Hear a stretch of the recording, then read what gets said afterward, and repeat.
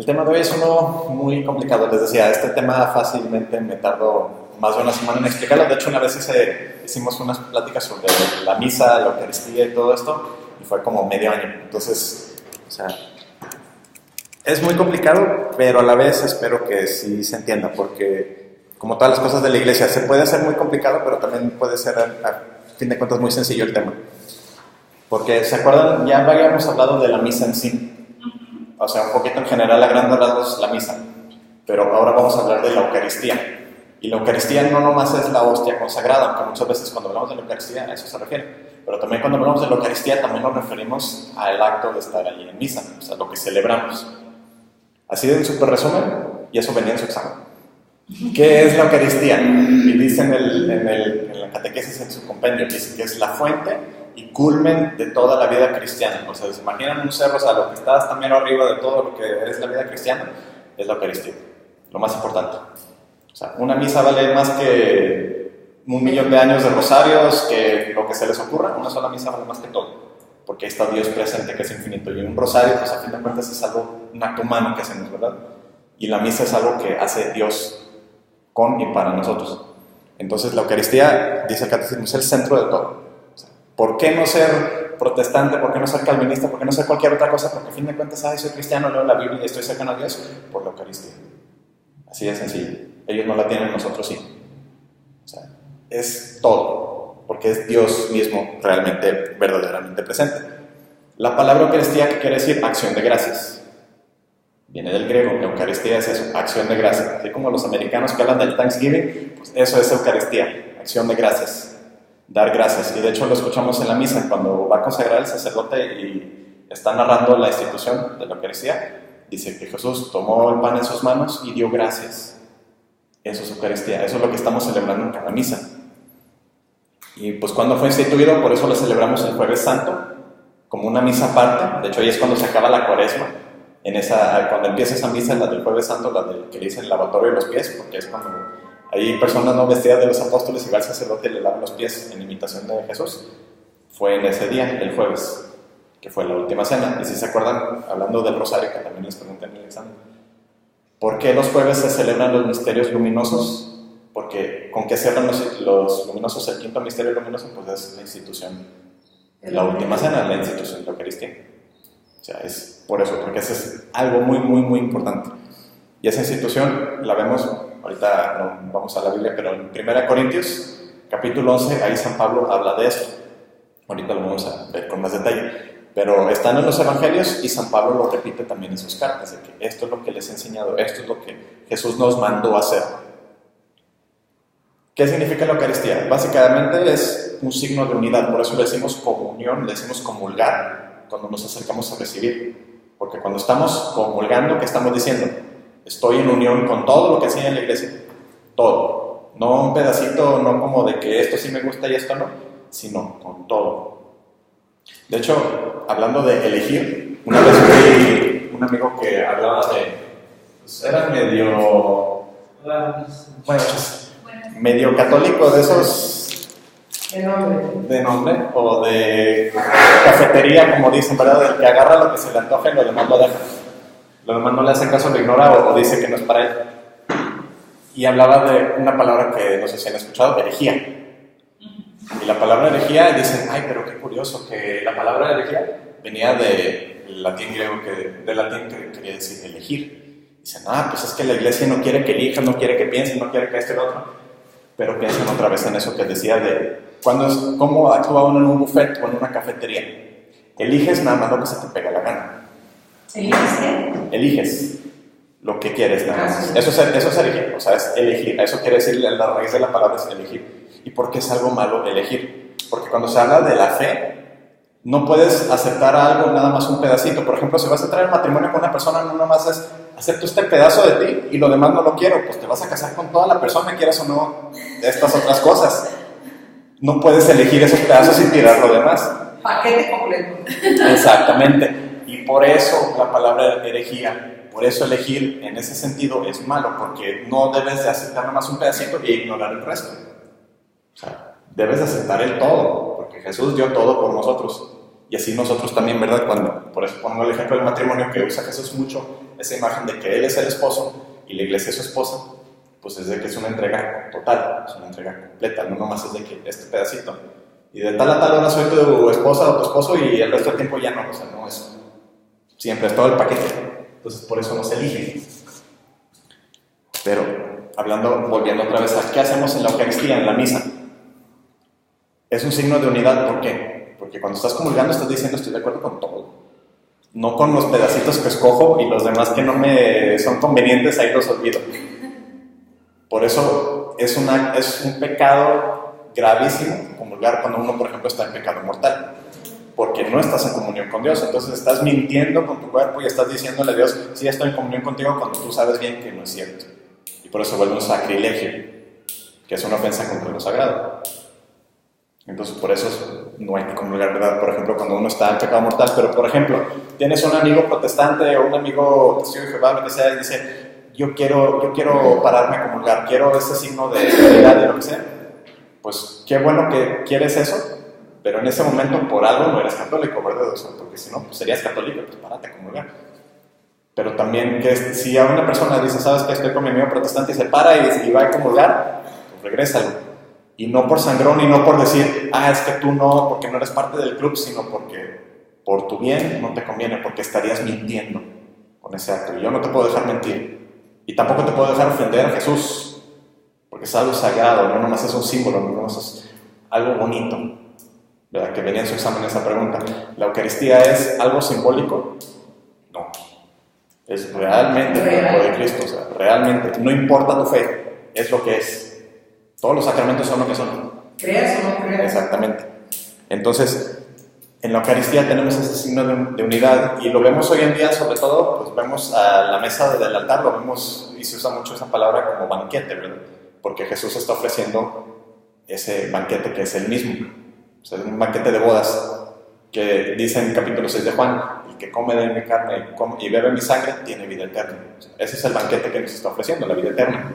No nomás un alimento, como decía, sus padres comieron el maná que bajó del cielo, pero murieron.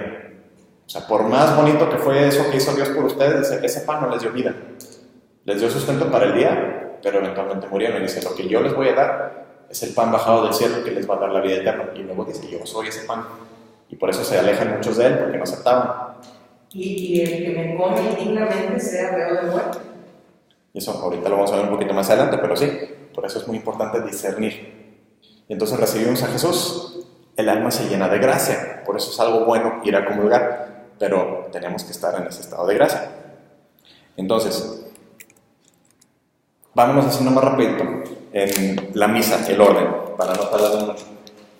¿Se han puesto a pensar cómo empieza la misa? Todas las cosas. Sí, ahorita que está la misa me estaba preguntando varias cosas. Me las preguntan, pero así nomás para súper en resumen, la misa está dividida básicamente en dos partes.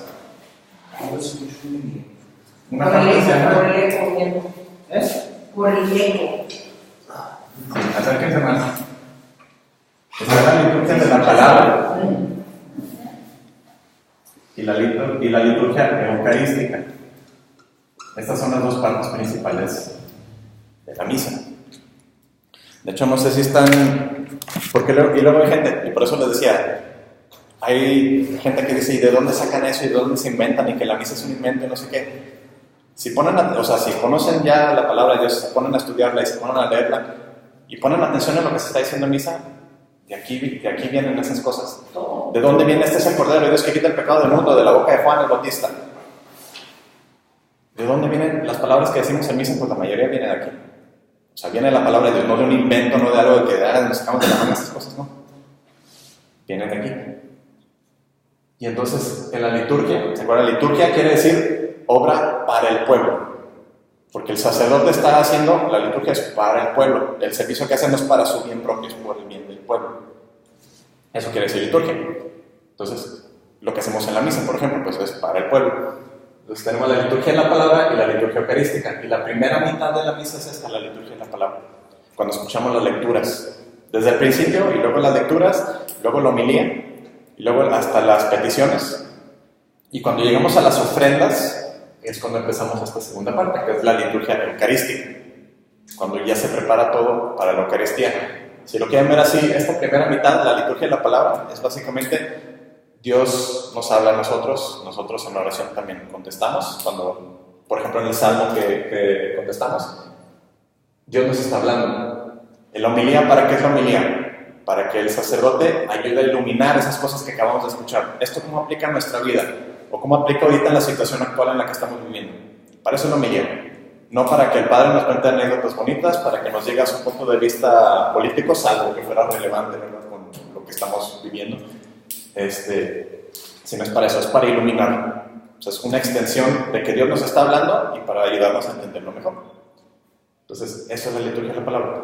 La primera mitad de la misa, si quieren ver. Por eso es la palabra, o sea, de la Biblia. ¿Qué decimos después de cuando se hacen las lecturas? Palabra de Dios, palabra del Señor. Entonces, ¿qué estamos diciendo? Lo que acaban de escuchar viene de Dios. No es el invento del padre fulano o del catequista fulanito que se paró a leer o de la tía fulana que está leyendo. No es su palabra, es la palabra de Dios que estamos escuchando por esos labios. Por eso es importante. Y luego la liturgia eucarística, ¿qué es? Pues la Eucaristía, dijimos, la acción de gracias. ¿Y por qué empieza con las ofrendas? Porque es cuando le llevamos ese pan y ese vino a Dios. Le damos algo muy sencillo que simboliza, y no sé si lo han visto así, pero hasta está en algunos de los cantos. El pan, ¿de dónde viene? O sea, ¿con qué hacemos el pan? O sea, lo más básico, con trigo y agua. ¿El trigo de dónde viene? O sea, ¿cómo se forma el trigo? O sea, ¿y qué necesita? No nomás necesita de la tierra, necesita del sol, necesita de los elementos. Esos dos simples símbolos, esas dos simples cosas que le estamos dando al sacerdote, ese pan y ese vino, simbolizan a toda la creación. Toda la creación se lo estamos devolviendo a Dios. Porque, ¿qué es ese trigo? O sea, ese pan que está... Porque no pensamos así, ¿verdad? Pensamos el pan, sí, lo que viene del súper, sí, lo que viene en la bolsita, lo que viene en la tiendita de la esquina. Pero ¿de dónde viene? O sea, del trabajo. Y ese trabajo, el hombre no hizo crecer el trigo por sus propias fuerzas. Lo cuida, lo tiene y todo, pero él no es el que lo hace crecer. Y se necesita de los elementos, del sol, de la lluvia, de la tierra, de tantas otras cosas, de todo el mundo, de toda la creación, para que se forme ese trigo, para que se forme ese pan. Lo mismo el vino, o sea, la vid, la planta, lo mismo el sol, los nutrientes, todas las cosas que necesita para formarse. Entonces, en algo tan sencillo, cuando ven a las personas ahí que se van y se paran y uno va con la bandejita de hostias y el otro va con el vino, estamos representando que le estamos regresando todo lo que Dios nos da, se lo estamos ofreciendo a Él. O sea, lo que Él nos dio, se lo estamos dando a Él. Si lo quieren ver así, un papá, cuando le da a un niño 10 pesos para, no sé, digamos su domingo, ¿no? Que le está dando 20 pesos, lo que sea, y el niño guarda su domingo y eventualmente le compra un regalo para el papá. ¿Ese dinero de quién vino? El papá. Pero el papá se autorregaló eso. No, ¿verdad? O sea, el papá no va a decir, qué bonito regalo me compré, porque es mi dinero, ¿no? Dice, gracias por el regalo, ¿verdad? Desde que me entrega ya no es tuyo. Sí, pero ¿de dónde vino? ¿Sí o no vino del que lo dio, verdad? Sí. Por eso, a eso voy.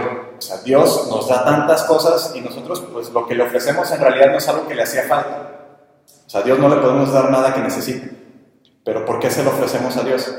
Pues en señal de que le estamos dando gracias de que, pues mira, todo esto que me diste, también te ofrezco algo bueno. De hecho, en el Antiguo Testamento se ven muchas de esas imágenes, empezando con Caín y Abel.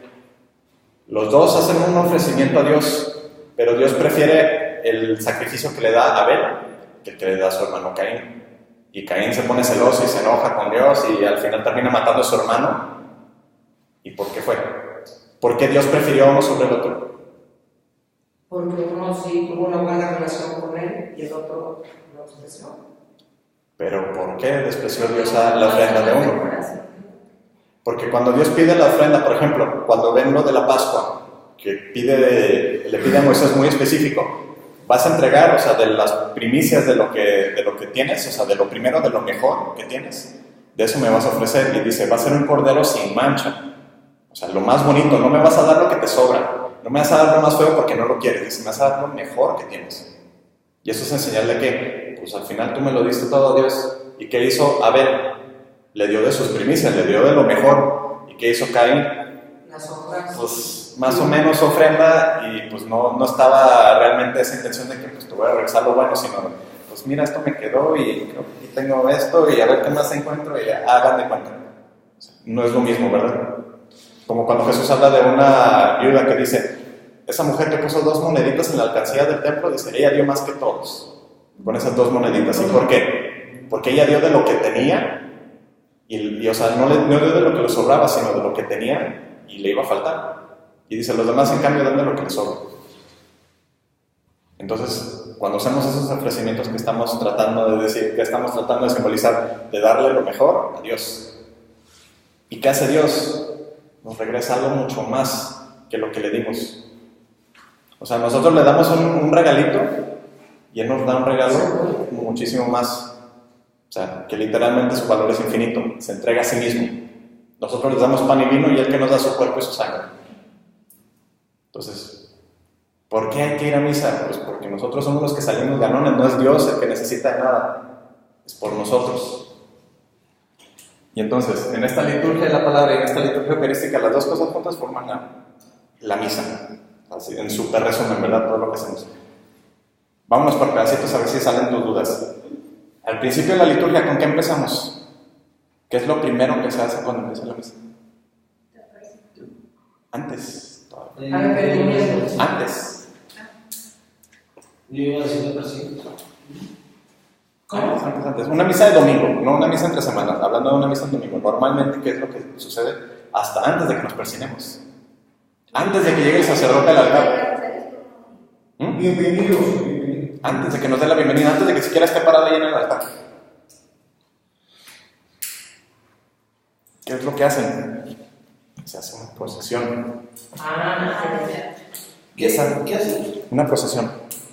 Por eso digo, normalmente en una misa de domingo, es una lástima que hay muchos lugares donde ya no lo hacen, simplemente aparece el padre ahí enfrente y ya está. Pero normalmente en una misa, sobre todo en esas de que vienen acólitos y que andan con el incienso y todo, ¿qué es lo que se hace? Una procesión. Y vienen todos adelante, ¿y quién es el que viene al final? El sacerdote. Y esa procesión básicamente es como todo. Desde el Génesis vemos una procesión de cosas. Vemos la procesión de la creación, que de lo más... de lo menos importante a lo más, ¿verdad? Porque primero hace el cielo, la tierra, el mar, los elementos, y luego hace los seres vivientes, pero empieza con las plantas, y luego con los animales, y luego termina con el hombre. O sea, hablando de que en la orden de la creación, que es lo más importante. El hombre. Exactamente. ¿Pero por qué? Porque el hombre es el que está hecho imagen y semejanza suya, no un perrito, no una planta. ¿Refleja cosas de Dios? Sí, toda la creación refleja cosas de Dios, pero no está hecho imagen y semejanza suya. Una planta no tiene voluntad propia, una planta no se puede condenar, una planta no puede elegir el amor. Y no son inmortales. Exactamente. Como ese tema lo vemos aparte, porque luego se van a... ¿cómo que? Okay. Pero sí, o sea, nosotros tenemos esa alma inmortal, por eso es tan importante salvarla y tan importante pues, que conozcamos. Entonces empezamos la misa con esa procesión, también simbolizándonos el orden de la importancia de las cosas y por qué el sacerdote viene al final. Llega el sacerdote al altar y antes de que llegue al altar, bueno, más bien, ya que está llegando al altar, no sé si se han fijado, besa al altar. ¿Y por qué besa al altar? Porque hay reliquias. Aparte, más que las reliquias. Porque hay cosas. Porque iba a ser Casi, realmente no, pero casi, por ahí va la cosa. ¿Qué dijiste? Es que dice porque ahí está Dios. Digo, realmente donde está Dios en el templo, pues es en la hostia consagrada. Pero, y sí, por ahí va la cosa. Porque está consagrado el altar, ¿no? Aparte. Porque es lo que representa el altar, eso es lo importante. ¿Qué representa el altar? El altar representa a Jesús. ¿Y por qué representa a Jesús? Porque Jesús, decimos, Él es el sacerdote supremo, o sea, Él es el sacerdote perfecto, o sea, sin mancha y todo, no tiene que ofrecer sacrificios por sí mismo, porque pues, Él está sin mancha. Entonces, Él es el sacerdote. ¿Qué hace el sacerdote? Porque nosotros también, cuando los que van a ser bautizados y los que ya somos bautizados, cuando uno es bautizado recibe el sacerdocio, recibe el ser profeta y recibe el ser rey. Y el sacerdocio común, que no es lo mismo que el sacerdocio ministerial, el sacerdocio común, ¿qué hace un sacerdote? Pide, reza, ora, ofrece. ¿Qué ofrecemos nosotros? Pues por ejemplo al final de cada clase, ¿qué hacemos? Rezamos unos por otros. Ahí estamos haciendo el rol sacerdotal. Pide por tu mamá, pide por tu tía, ahí estás siendo sacerdote. Pide por tu familia, pide por estas intenciones. ¿Qué hacemos en misa? Pedimos por las intenciones, que por el Papa, por los gobernantes, por esto y lo otro. Ahí estamos haciendo nuestro rol sacerdotal, no solo el Padre. Entonces, tenemos eso. Y así nomás rápido. El ser profeta, pues es hablar la verdad de Dios, ¿verdad? Hablar de parte de Dios, denunciar lo que está mal y hablar de lo que está bien. Y el ser rey, pues es el servicio. No el dominar, sino el servir, como ponía el ejemplo de Jesús. Pero entonces, Jesús era el sacerdote. ¿Y qué era lo que ofrecían? Porque todo sacerdote desde el Antiguo Testamento ofrecía algo para sacrificarlo. Luis, ¿tú qué dices que Jesús qué ofreció? Sanación. Perdón. ¿Qué ofreció? En el Antiguo Testamento ofrecían animales, ofrecían borregos, ofrecían corderos. ¿Jesús qué ofreció? Su ¿Por qué sacrificio. él ofreció? ¿Pero qué es?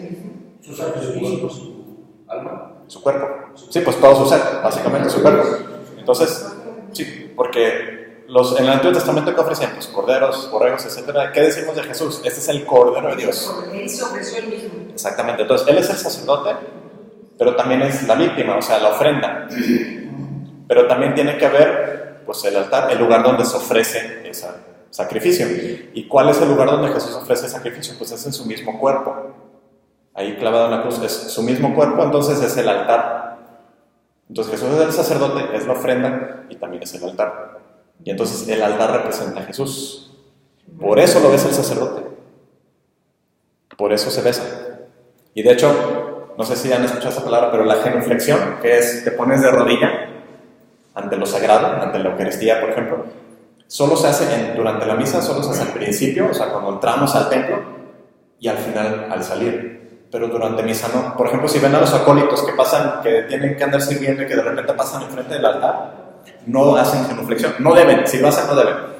¿Qué es lo que hacen? Hacia el altar hacen una reverencia. Y se llama reverencia profunda, no nomás así con la cabeza, sino debe de ser de la cadera. Ajá.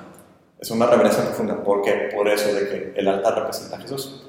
Aunque el sagrario esté allá atrás o lo que sea, sacramentalmente, si lo quieren ver así, todavía no está presente Jesús porque todavía no se ha hecho el sacrificio. Entonces, aunque esté el sagrario a un lado y pases enfrente del sagrario y todo durante la misa, es el altar, es el centro. No el sagrario, por ejemplo, aquí que el sagrario sale. No que aquí, por ejemplo, el sagrario lo tenemos a un lado.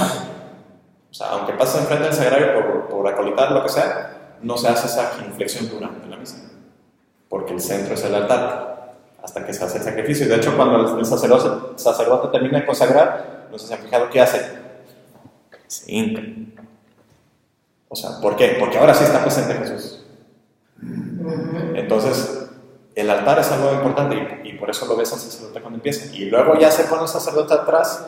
Si es que tiene incienso, pues inciensa, pero si no, ahora sí.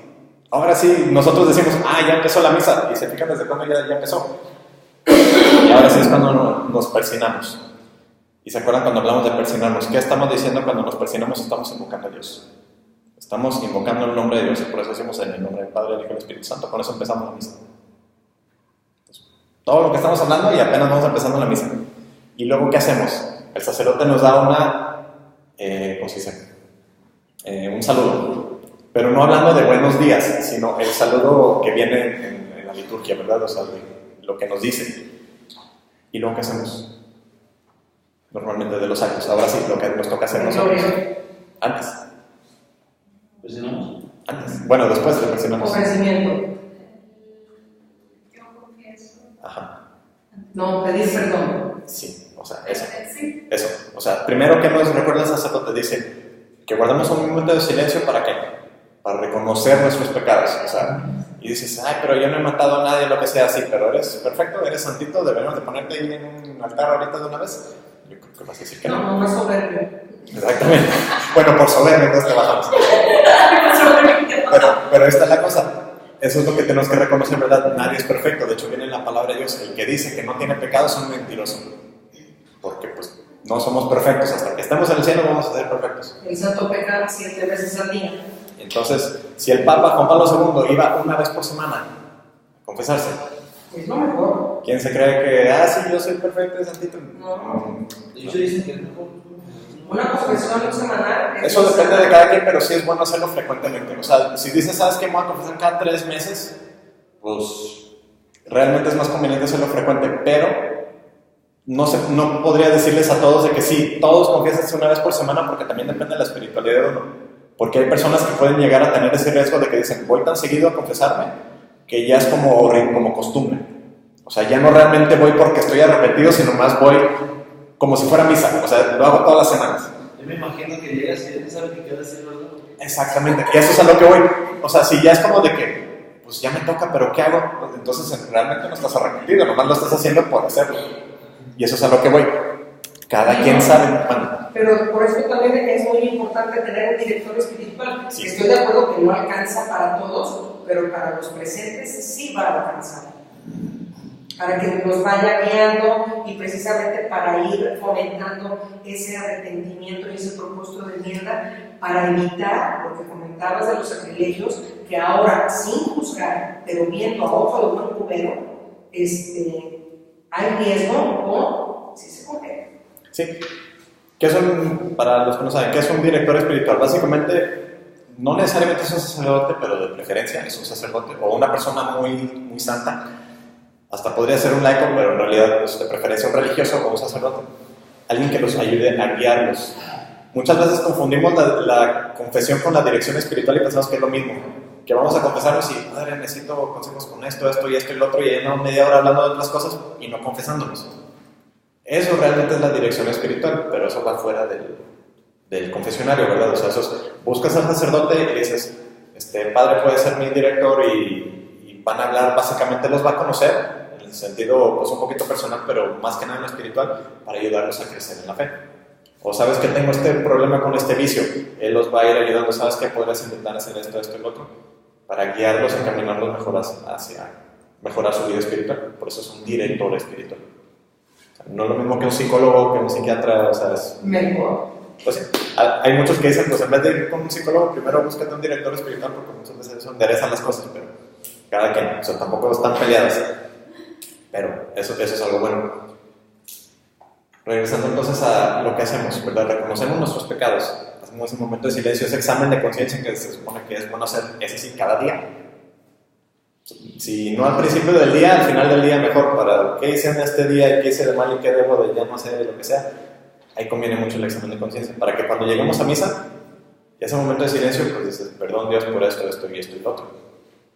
Y luego ahora sí hacemos el yo confieso. Y luego, ¿qué hacemos en misa de domingo? Normalmente cantamos también el Gloria. Porque no nomás es bajarnos y deprimirnos de que pues sí, soy muy mala persona, sino, ¿qué hace el Gloria? Que le damos gloria a Dios, ¿por qué? Alabanza. Damos alabanza a Dios, ¿por qué? Porque somos pecadores, sí, pero Dios por eso viene por nosotros, para sacarnos de ahí, no dejarnos ahí en el lodo, ¿verdad? Sino de que, sácate, vente para acá, yo te saco. Por eso cantamos el Gloria, porque Dios es bueno. Y luego que cantamos el Gloria, ¿qué hacemos?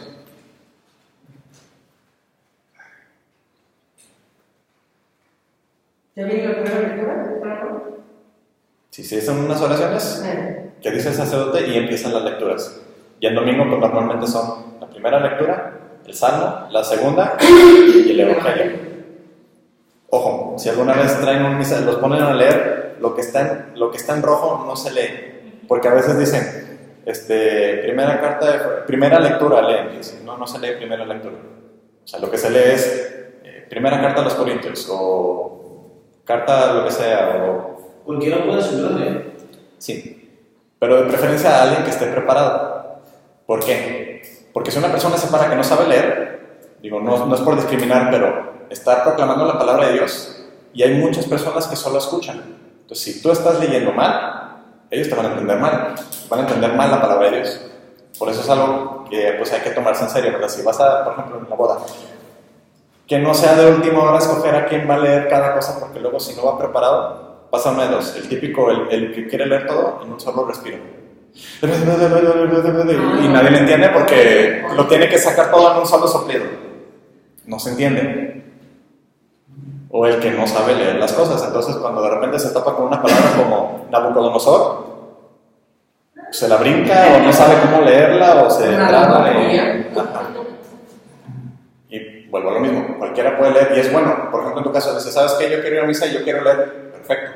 Pero ¿qué puedes hacer antes? Antes de que leas, si tienes un misal, hasta en internet, o sea, no hay excusa para no encontrar lecturas de hoy y ahí te van a salir.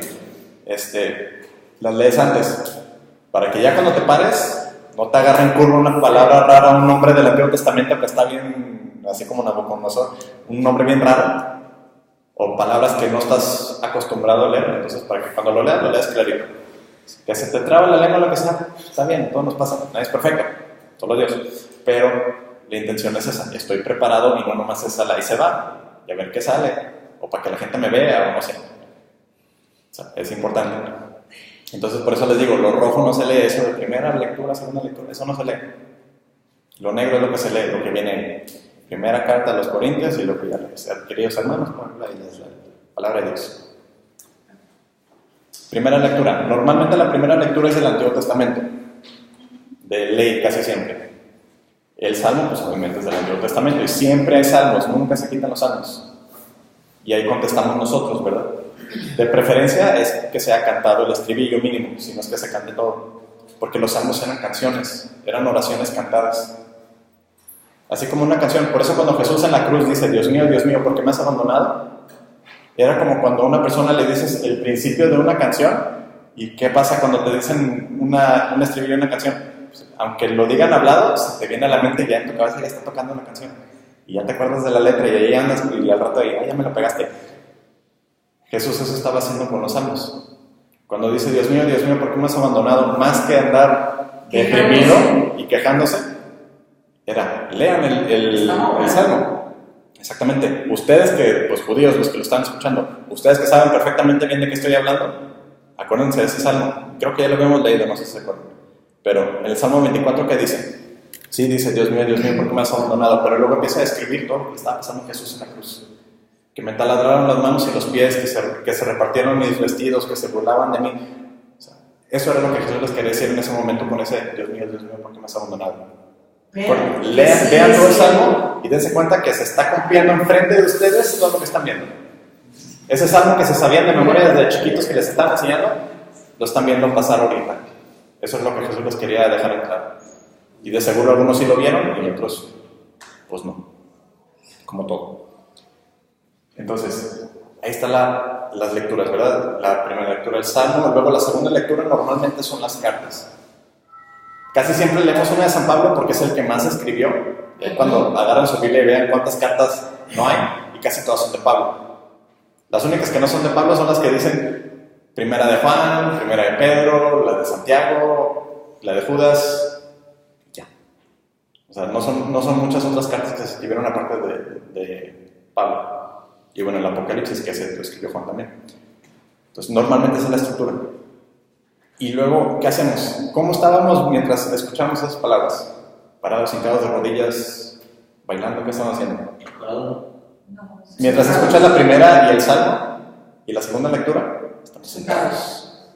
¿Y cuándo nos paramos? Cuando se acaba la segunda. Y antes de que empiece el Evangelio, ¿qué decimos? Antes del Evangelio, antes de que el Padre vaya y lea, se acaba la segunda lectura y algo pasa cuando nos paramos, algo decimos o cantamos. Y empieza con A. Aleluya. El aleluya. Y ese aleluya Es un himno. es un himno que le están. ¿Por qué? ¿Y por qué nos paramos? Porque nos estamos preparando para recibir la palabra de Dios, para recibir a Dios. Por eso nos paramos. Como cuando viene una persona importante, pues, o sea, te dicen por cortesía, ¿qué haces? No te quedas ahí echado, te paras, ¿verdad? Para recibir a la persona.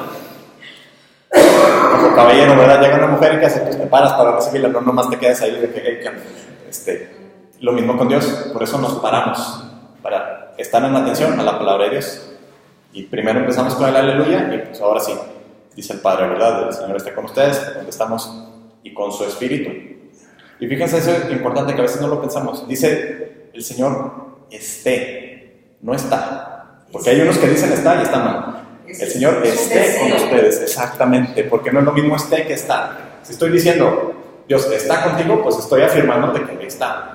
Como si te estoy diciendo, el dinero está en tu cuenta, pues estoy diciendo que ya está, ya es un hecho. Es una afirmación. En cambio, si le preguntas, oye, ya me van a depositar la quincena, pues espero que esté para mañana. Eso es un deseo, es algo de que va a pasar, o esperamos un deseo. Entonces, cuando el sacerdote dice, el Señor esté con ustedes, ¿qué está diciendo? Pues ojalá la presencia de Dios esté contigo. Porque pues cada alma es diferente, algunos están en gracia y otros no. Entonces, por eso el Señor esté con ustedes y nosotros le decíamos lo mismo a Él cuando decimos y con su espíritu. Con tu espíritu, perdón, porque es a Él sacerdote, a la persona, lo tuteamos. Pues. O sea, con tu espíritu. De hecho, fíjense en la misa, muchas veces las letras, que cuando hablamos de tú, estamos hablando del sacerdote, y cuando hablamos de su, estamos hablando de Dios. Por ejemplo, en las ofrendas, el Señor recibe de tus manos este sacrificio. Por el bien de su santa iglesia, decimos. O sea, se fijan, ahí estamos usando el tú y el su. El tú es para el Padre. Digo, porque hay gente que dice, y con su espíritu, porque por formalidad o lo que sea, pero digo, esa es la intención. Cuando hablamos de su es para Dios, cuando hablamos de tú es para el sacerdote. Escuchamos la palabra de Dios, escuchamos el Evangelio. Porque el Evangelio, si fijan, siempre son de los Evangelios de Mateo, Marcos, Lucas y Juan. Nunca leemos una carta diferente, o una carta o lo que sea, o del Antiguo Testamento. El Evangelio siempre es de Jesús. Y por eso siempre lo lee el sacerdote o un consagrado, o sea, un diácono. Que por ejemplo un seminarista que ya recibió las primeras órdenes de diaconado, entonces él ya puede, con él saben hablar eso de las órdenes sacerdotales, pero un diácono o otro sacerdote con celebrante, o sea, que están celebrando más de un padre a la vez, ellos son los que pueden leer el Evangelio. Ahí sí, un laico no puede. O sea, yo no me puedo parar a leer el Evangelio del pueblo, no, eso sí está prohibido. Porque es Jesús el que está hablando al pueblo. Entonces, yo no represento a Jesús, pero un sacerdote sí. Así como cuando un sacerdote te confiesa, cuando dice, yo te absuelvo de todos sus pecados, no es el Padre fulano, es Jesús el que te está diciendo, yo te absuelvo. Lo mismo cuando en la consagración dice, este es mi cuerpo, es Jesús el que está diciendo eso a través del sacerdote. Si yo agarro un pedazo de pan y digo, este es mi cuerpo, pues nomás estoy diciendo palabras, pero no está pasando nada. Entonces, ahí está la Eucaristía, digo, la palabra de Dios en el Evangelio, viene la homilía. Entre semanas sí se puede brincar el padre la homilía si quiere, si está permitido de que lo omita, por que la homilía no la dé entre semana. O sea, la explicación que da después del Evangelio. Puede omitirla. Por ejemplo, ¿sabes qué? Sé que ahorita los que vienen a misa a 7:30 de la mañana vienen porque luego se van a trabajar. Entonces, para que alcancen a salir a tiempo y no anden correteados, ok, está permitido. Pero el domingo tiene que haber homilía. Tiene que haber, ahí sí no se la puede brincar. Entonces, leen la palabra de Dios, la explican y luego ¿qué hacen? Se sientan. Y debería normalmente hacer ¿qué? Un momento de silencio. Porque les decía, eso es algo que ya perdimos mucho, pero el silencio es muy importante para la vida de oración. Por eso las capillas de oración, donde está el Santísimo, ¿cuál es la regla? Silencio. Absoluto silencio. ¿Y por qué? Para que puedas escuchar a Dios y no andar distraído con otras cosas. Pero ¿qué es lo que hacemos hoy en día? Fíjense ahorita, bueno, no ahorita que no hay luz, pero cuando vayan a la calle, la cosa es cuando vayan mañana, salgan a la calle. ¿Cuántas personas no van con audífonos? ¿Cuántas personas no pueden estar en silencio? Algo tiene que haber de ruido en su vida. Tienen que prender la tele, aunque no la están viendo, pero tiene que haber ruido en la casa. ¿Por qué? Porque no pueden estar solos. No están a gustos con sí mismos. Entonces, tiene que haber estímulo y otra cosa para no estar solo. Yo y Dios nada más. Yo y mi persona. Yo no me aguanto, entonces por eso voy a poner música, voy a poner ruido, voy a poner instrucciones. Por eso andamos tan mal. Pues no. Sí. Exceso de estímulo, sí. Y hasta psicológicamente. Por eso, ¿por qué tanta gente hoy en día se está yendo que al yoga y a la meditación y otras cosas orientales? Porque ahí es como que calla tu mente, calla las cosas, o sea, silencio para que puedas tener un poquito de paz. Pero eso ya lo tenemos de la tradición católica, pero no hacemos caso. La oración, ¿cómo debe ser? Pues de preferencia. Si no lo estamos haciendo en comunidad, ¿verdad? Pues en silencio. ¿Y qué debe hacer el sacerdote entonces cuando ya nos dio la homilía y todo? Se sienta y guardar un minuto de silencio para que reflexionemos, para que nos entre, para que lo saboreemos. O sea, como la comida, ¿verdad? Para masticarla bien y no nomás engullirla de un bocado y órale lo que sigue. Eso es lo que debe seguir, silencio. Luego, ¿qué sigue? Ahora sí, se para el sacerdote y nos dice normalmente, nos ponemos de pie, ¿y qué hacemos? Decimos el credo. Muchos sacerdotes les dicen levanten la mano como si fuera algo jurídico, como que voy a jurar sobre la Biblia de que no, eso es un invento, no sé de dónde salió, pero eso no es necesario. Protestante. Ajá, o sea, cuando decimos creo, no importa qué estoy haciendo con las manos, o sea, la cosa es, yo creo en estas cosas que decimos. Y si el sacerdote les pregunta, ¿creen en Jesucristo, Hijo único de Dios? ¿Qué contestamos? Creo, en singular. Porque, por ejemplo, si tú dices sí creemos, pues tú no estás hablando por mí. Tú solo puedes hablar por ti. Entonces, ¿cuál es la respuesta? Sí creo. O sea, creo. Porque eso quiere decir creo. Entonces, dices que no es necesario levantar la mano. No, de hecho es malo, porque eso es algo que se inventó de no sé dónde. Eso no es necesario, o sea, eso es... No es pecado, pero no es algo bueno porque no es parte de la misa. Ajá, no es parte de la misa. En ninguna parte ha habido algo que dice, levanten la mano. O sea, eso se lo inventó un padre porque, no sé, vio la tele o vio a la gente jurando y dijo, pues hagan eso. No, o sea, no estamos en la corte, o sea, estamos ante Dios. Entonces, no levantamos la mano porque nadie... Y vayan a diferentes misas, van a ver unos padres sí les dicen que levanten la mano, otros no dicen nada, otros simplemente pues ahí los ven, ¿no? Que sí, firmes, ¿no? Sin andar haciendo señas. De hecho me tocó un sacerdote italiano que se espantó la primera vez que vino a Guadalajara, porque pues él viene de Italia y pues ya medio viejito y él se estaba imaginando a los nazis cuando veía a la gente, porque hay gente que hace así, o sea, no hacen así, sino levanta la mano así como que siendo así. Y él se espantó porque pues él celebrando misa y ve un montón de gente hacer así y él así como que... ¿Qué está pasando? Sí, pues se espantó el pobre, pero pues ya fue entendiendo de que bueno, es que eso es lo que hace la gente aquí, pero, o sea, no es la norma. Pero volviendo,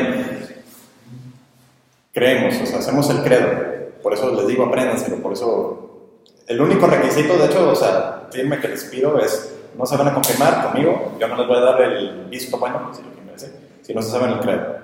Las otras cosas las podemos ir trabajando, pero el credo ese sí es de ley, ese sí se lo tiene que saber. Ya cada quien sabe si se lo sabe o no, pero ese es de ley. Porque eso es la base de qué es lo que creo, qué es lo que debo de creer. El credo. Por eso es importante. Ahí viene el examen, ahí lo va a decir.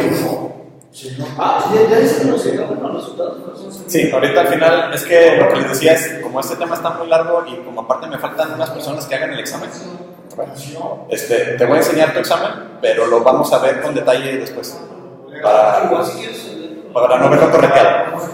Pero luego si quieres te lo enseño y si no te lo enseño me lo diga como prefieras. Pero bueno, decimos el credo y luego ¿qué hacemos? Ahí es cuando empezamos, todavía estamos en la liturgia de la palabra. Hablamos, ¿no? Hacemos lo que le llaman normalmente las peticiones, ¿no? De que vamos a pedir por la iglesia, esto y lo otro que decimos, te lo pedimos Señor, o la respuesta que nos digan en ese día. Que pedimos por el Papa, por el Obispo José Francisco, etcétera, etcétera, etcétera. Hacemos eso porque estamos pidiendo por el pueblo. Estamos orando todos juntos. Y ahora sí nos dice el Padre que nos sentemos y luego normalmente ¿qué pasa? Viene con las canastitas o con lo que sea y hacemos las ofrendas. Que nos estamos ofrendando nosotros mismos. Y eso es algo muy importante. Esa ofrenda que estamos haciendo no nomás hace el dinero, porque el dinero a fin de cuentas, ¿qué es lo que representa? Nuestra persona. El trabajo también. Porque ¿de dónde sacaste ese dinero? Espero, de trabajar. ¿Verdad? De trabajar.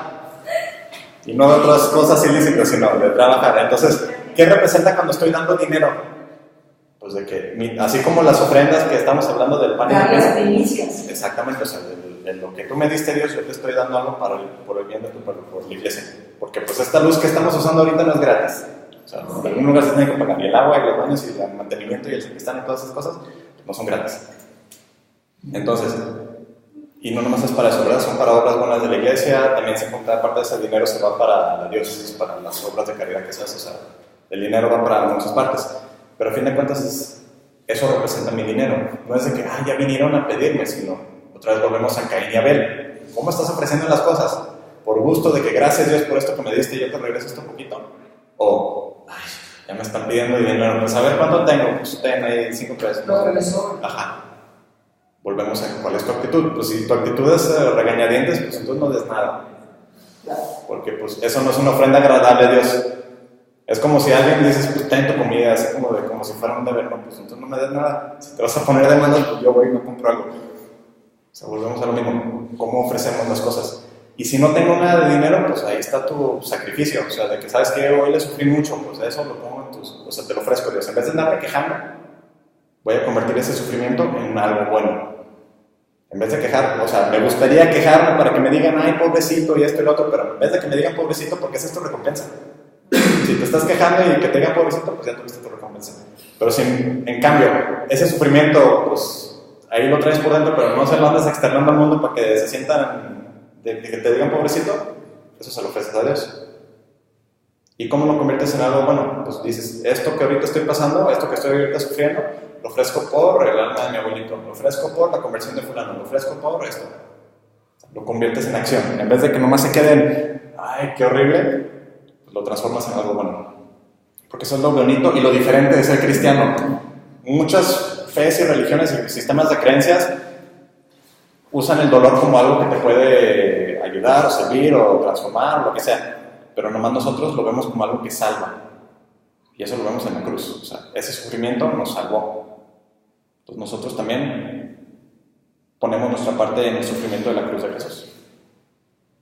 Entonces, y nos unimos a Él con eso. Por eso la Madre Angélica, no sé si la conocen, la que fundó el canal de EWTN, que es uno que está ahí en el cable de un canal católico religioso, ella decía mucho, ¿verdad? No desperdicies tu sufrimiento. En vez de andarte quejando o en vez de andar de malas, dice, aprovéchalo. Si estás sufriendo, o sea, no es que busques sufrir tampoco, pero si ya estás sufriendo por algo, ofrécelo, conviértelo en algo bueno. Eso no te va a quitar el sufrimiento, pero por lo menos le da propósito. Porque si nomás te quejas... ¿Cómo, perdón? Exactamente. O sea, dignamente. Con dignidad. O sea, en vez de, como te digo, en vez de andarte quejando y andar lloriqueando y esto y lo otro, pues dices, ¿sabes qué? Esto lo estoy ofreciendo y entonces lo vuelves en algo, ese aguantarte, por así decirlo, de que en vez de andar llorando lo que sea, pues lo voy a ofrecer a Dios, lo estás convirtiendo en acción. Lo mismo, por ejemplo, con un niño chiquito que está así como que muy enfadoso y dices, normalmente reaccionan de una de dos formas. O te aguantas y le tienes paciencia al niño, o en el caso de algunos, pues actúan de alguna manera y se desquitan. Le gritan, le pegan o se hacen algo, ¿verdad? Entonces lo mismo con nuestro sufrimiento. Podemos actuar de manera negativa o de manera positiva. Y ahí está el ejemplo de la cruz. Convertir ese dolor en algo bueno. Entonces, ahí está la ofrenda. No nomás es dinero. La ofrenda puede ser muchas cosas. Hacemos ese ofrecimiento. Y luego, ¿qué es lo que pasa? Normalmente en la misa, normalmente es una pareja, ¿verdad? Que va, toma el pan y el vino y va y se lo ofrece al sacerdote. Él lo recibe y ya se pone a preparar la mesa. Y una de las cosas que hace es que, no sé si han visto que desdobla un como mantelito chiquito, blanco, que se llama el corporal. Y sobre ese, si se fijan, en la misa, ahí es donde pone el pan y el vino. Y de ahí no va a salir, de ese espacio pequeño, de ahí no va a salir. ¿Y qué tiene especial ese corporal? Pues es como un espacio, si el altar en sí es algo especial, ese espacio, digamos, se vuelve como más sagrado, porque sobre ese corporal es donde va a estar el cuerpo y sangre de Cristo. Entonces, ¿qué hace el sacerdote? Y ya lo han visto, ¿verdad? De que agarra el pan y normalmente dice unas oraciones calladas, a veces lo ven así como que cabizbajo y a veces como que diciendo cositas, pero no se oye. Y con el pan, y luego toma el vino y ya cuando lo termina de preparar, también hace como, dice unas palabras, hace unas señas y todo, pero lo hace todo en silencio, porque le está dando gracias a Dios por esos bienes que recibe. Y luego va y se lava las manos, pero ese sí es simbólico, porque no agarra agua y jabón y se desinfecta y todo, sino a veces si los ven hasta nomás tantito agüita en las puntas de los dedos y ya con eso, ¿no? Pero dice el sacerdote unas palabras que básicamente es sobre su purificación, o sea, que le pide a Dios que lo purifique para lo que está por hacer, ¿verdad? O sea, para poder ser digno de andar tocando el cuerpo y sangre de Cristo. Y pues que lo purifique él, pues para hacer una buena ofrenda. Y no sé si han fijado, cuando el sacerdote pone el vino, tiene dos vinajeras, o como se llaman, uno tiene agua y el otro tiene vino. No sé si han fijado en eso, que pone agua y vino en el cáliz, no nomás es puro vino. Según yo, no sé por qué. Fíjate, el próximo domingo, o si vienes entre semana, por ejemplo mañana, vienes a misa y fíjate en el sacerdote y fíjate que va a tener dos. Y uno es agua y otro es vino. Pero también fíjense en cómo pone las cosas, porque cuando pone vino, pues dependiendo de si es muchas o pocas personas, pues lo echa diferente, ¿verdad? Y si va a ser lo que se llama intinción, que es poner la hostia consagrada en el vino consagrado, para ofrecerte cuerpo y sangre de Cristo, normalmente sirve más vino. Y si va a ser nomás para él, pues sirve poquito. Pero sirve vino y cuando agarra el agua, casi siempre, fíjense, es así como que con mucho cuidadito, y son gotas. Porque no busca diluir el vino. Pero ¿de qué señal el vino? De hecho lo vemos cuando está Jesús en la cruz, cuando le traspasan el costado, que dice que brota de su costado, brota sangre y agua. ¿Y qué? Puro agua. Sangre y agua, era lo que brotaba de su costado. Y esa sangre, pues, la sangre y el agua simbólicamente es lo divino y lo humano. Entonces, cuando se está mezclando eso, el agua y el vino, pues en parte es esa señal de que se está mezclando, pues, Jesús, que es verdadero Dios y es verdadero hombre, ahí unidos. Y también el agua que representa, pues, el bautismo, la purificación y todo esto. Pero solo es poquito. Pero fíjense en eso, si no se habían fijado, fíjense en eso de que, mira, de veras, no nomás echan puro vino. Hecho esto, ya el sacerdote ya tiene preparadas las especies y todo, y ahora sí, ¿qué hacemos? Ahora sí, otra vez nos ponemos de pie, porque estamos en las ofrendas y todo mientras él estaba haciendo esto. Ahora sí nos ponemos de pie y ahora empezamos a hacer más oración, de que nos dice unas palabras, nosotros contestamos, ¿verdad? El Señor recibe de tus manos esos sacrificios y estos dones. Decimos esas palabras y luego ya empezamos formalmente con la liturgia eucarística. O sea, todo lo que está pasando en ese momento en adelante, desde las ofrendas, es para la Eucaristía. Hacemos todas nuestras oraciones y luego cantamos el Gloria. ¿Me han fijado? Bueno, el Padre Nuestro, ¿verdad? También. Pero, ¿qué pasa cuando decimos el Gloria? Bueno, el Santo, perdón. Santo, Santo, Santo, y en algunos casos lo cantan y en algunos casos nomás lo decimos recitado. ¿Y qué pasa después de que decimos el Santo? Santo, Santo, Santo. Terminamos de decir esa oración y ¿qué pasa? Ya es cuando inicia. Ahí va a comenzar la consagración. Entonces, ¿qué es lo que escuchamos? Es el momento que nos escuchamos. Ajá, es cuando escuchan un montón de ruidajo, cuando la gente empieza a bajar los reclinadores. Esa es una cosa. Si no voy a comulgar, me tengo que ir. Sí, ¿por qué? ¿Quién está presente? Ya, claro. Por eso. Porque volvemos a lo mismo. Con los aeróbics de la misa, de que por qué nos sentamos, nos paramos, nos hincamos y todo. Porque cada cosa que estamos haciendo con nuestro cuerpo, también a nuestro cuerpo nos está llamando la atención. Para participar. Exactamente. O sea, ¿por qué a tu pregunta, ¿por qué me hinco o debería hincarme? ¿Qué estamos diciendo cuando nos hincamos? Es adoración. Exactamente, es un acto de adoración, es ante Dios ante el que me estoy postrando. No es ante cualquier persona. De hecho, hay gente, no es de ley, pero hay gente que tiene esa como ese simbolismo de que dice la rodilla derecha cuando la doblo es ante el Santísimo, es ante Dios. Y para el hombre, pues doblo la otra. O sea, como diciendo, si doblo esta rodilla es nada más ante Dios. Punto. Hay gente que usa ese simbolismo para diferenciarnos. Por ejemplo, antes cuando se hincaban ante la reina o ante una autoridad o lo que sea, pues decían, pues esta es para el hombre y esta es para Dios. O sea, porque era el simbolismo, a fin de cuentas, de que dicen, está Dios presente. Y por eso hasta el campanazo, o sea, de que si andas distraído con la mente en otro lado, ¿para qué es el campanazo? Aguas. Está pasando algo. O sea, es como de que lo que sea que traes en la cabeza, a un ladito y ya empezó lo bueno. Y para abajo, hínquense. Y los que no se pueden hincar, pues obviamente no se hincan. Pero se ponen de pie. Exactamente, pero el chiste es ese, estás en la atención, ¿verdad? No estás sentado flojeando, sino estás en la atención de que pues algo está pasando, o está por pasarnos. Por eso nos hincamos. Y se fijan, antes de eso nos hincamos en algún momento. En toda la misa. Sí. ¿Cuándo? Después de que te dan el cuerpo de Cristo, ¿no? Pero todavía no llegamos. Todavía no llegamos. Apenas está la consagración. Por eso digo, antes, durante toda esa misa, antes de eso nos hincamos. No nos hincamos. ¿Y por qué? Decía, lo único que hacemos si acaso es cuando llegamos al templo y entramos, pues hacemos la genuflexión.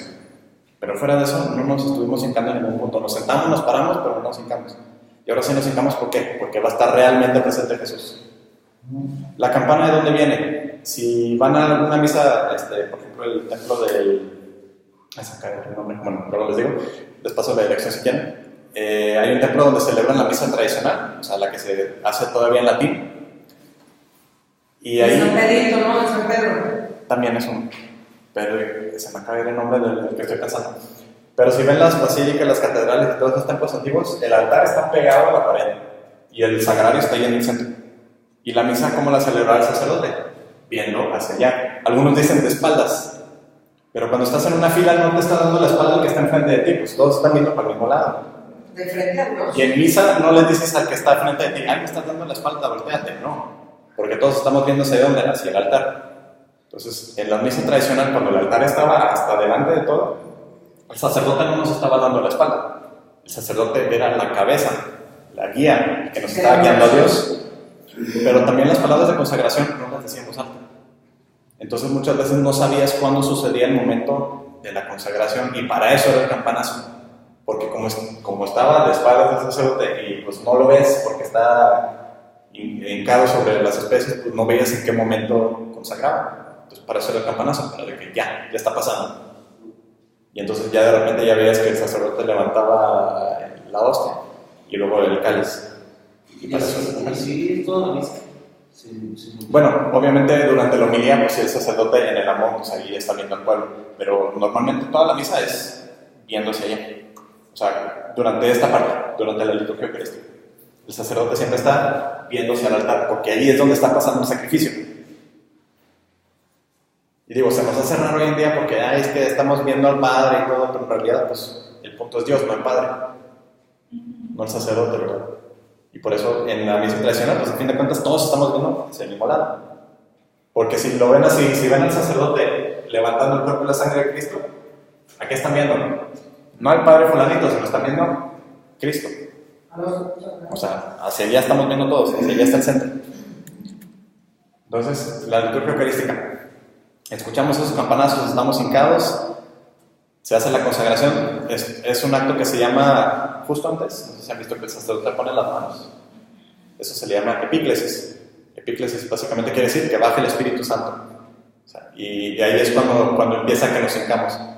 Dependiendo del sacerdote, si se fijan en la misa, hay veces que hace una lectura muy cortita y luego pone las manos y nos hincamos. Y hay veces que hace una lectura medio larga y después pone las manos y nos hincamos. Entonces, la epíclesis pasa cuando pone las manos. La imposición de manos, que por ejemplo hay en eso también en la confirmación. La imposición de manos, ¿qué simboliza? La transferencia de poder, y específicamente en lo católico, pasar el Espíritu Santo.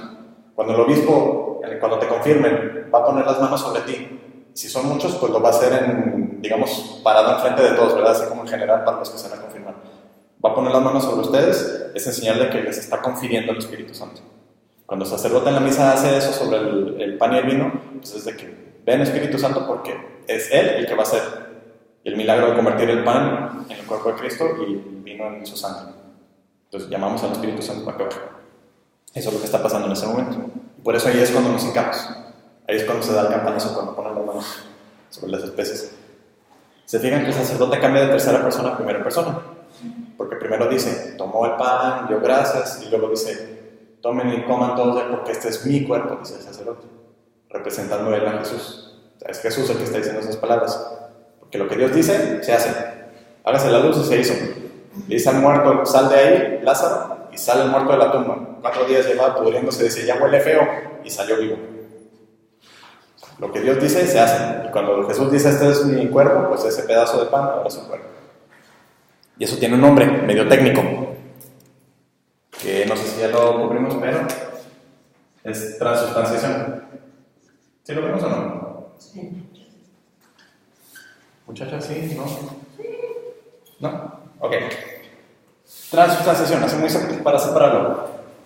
Trans de transformar y sustancia. Se transforma la sustancia. Y cuando hablamos de sustancia, estamos hablando de lo que algo realmente es. Porque hay dos cosas, hablando de, por ejemplo, de nuestro ser. Tu sustancia, o lo que se ve,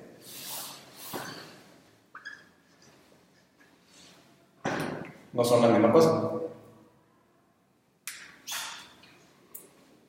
Un ejemplo. Piensen en de seguro han visto una foto de ustedes de bebés o de chiquitos. Ay, mamá, guárdala para que no la vean, no, que sea, no sé, ¿verdad? Porque les da pena. ¿Cómo se veían en ese entonces y cómo se ven ahorita? ¿Es lo mismo? ¿Tienen el mismo tamaño, el mismo peso, la misma cara? Ay, lo estás viendo en las redes sociales que son de 9 a 10 años y que te das. Pero por eso... Ajá, ese de los 10 años, pero por eso voy a eso. Y qué bueno que mencioné ese reto. O sea, 10 años no eres la misma persona. Como te ves no es lo mismo. Pero quién eres cambió. En algún punto dejaste de ser tú, te cambiaron por otra persona. O sea, cambias de pensar, cambias ideas, pero sigues siendo tú, ¿sí o no? Sí. Y biológicamente no sé si lo han pensado, pero sus neuronas, por ejemplo, las que tienen ahorita, ninguna de las neuronas que tienen ahorita son con las que empezaron cuando eran bebés. O sea, su cerebro técnicamente ya no es el mismo. sus pulmones ya no van a ser su corazón, o sea, todo tu cuerpo técnicamente ya no es el mismo. Si lo quieres ver biológicamente, ya no es el mismo cuerpo. ¿Cómo? Pero sigue siendo tú. Sí. ¿Y por qué? Porque tu alma, o sea, tu esencia es la misma. Entonces, en la transubstanciación, ¿qué pasa? Se transforma lo que algo es. No lo que se ve, sino lo que es. De seguro han visto una de esas películas de que, cambiaron cuerpos, ¿verdad? De que la mamá con la hija, o no sé qué, o no sé. Porque de repente se pusieron mucho de moda, me acuerdo cuando estaba más chiquita, había muchas de esas películas de que cambian de cuerpo y de que, que soy mi mamá o soy otro fulanita. Y era un niño y ahora tiene como 20 años, como Tom Hanks también, de que se hace un adulto, pero en realidad es un niño. O sea, la mente de un niño en el cuerpo de un adulto. O sea, ahí dice, ¿sabes qué? O sea, la persona, aunque cambió todo el cuerpo, pues la persona sigue siendo la persona, ¿verdad? Tenga el cuerpo de ese adulto o tenga el cuerpo del niño, sigue siendo esa persona. ¿Qué pasa en la transubstanciación? Es una palabra técnica que se inventó en la iglesia para describir qué pasa en la Eucaristía. Ya vemos, antes de que consagre el sacerdote la hostia, ¿qué vemos? Pues por definición es pan. Agua y trigo, eso es pan por definición. Entonces, ¿qué vemos? Pan. Ya lo consagró el sacerdote y ¿qué vemos? Exactamente lo mismo. Lo pones bajo un microscopio y vas a ver lo mismo, con una hostia consagrada y una que no es consagrada. Lo que ves, lo exterior, no cambió. Pero ¿qué es lo que cambia? Su sustancia. Entonces, en un nivel profundo, o sea, ya dejó de ser lo que lo hace pan y ahora es el cuerpo de Cristo. Por eso les pongo el ejemplo de ustedes de bebé. Tu exterior cambió, pero tu interior sigue siendo tú. La transubstanciación es lo mismo, pero al revés. Lo que se ve se queda igual, pero lo que es cambia. No sé si más o menos entienden. Eso es la transubstanciación, para que me entiendan. O sea, eso es lo que pasa en la Eucaristía. Es que a mí nomás me sabe un pedazo de pan, porque eso a tus sentidos sigue siendo la misma cosa. Pero lo que es ya cambió. ¿Por qué? Porque Dios así lo hizo. Por sus palabras que transforman, ¿verdad? ¿Quién puede consagrar? Pregunta muy fácil.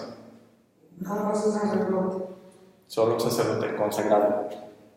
Yo no católico, no nomás de que, sí, yo soy un pastor de no sé qué iglesia. No.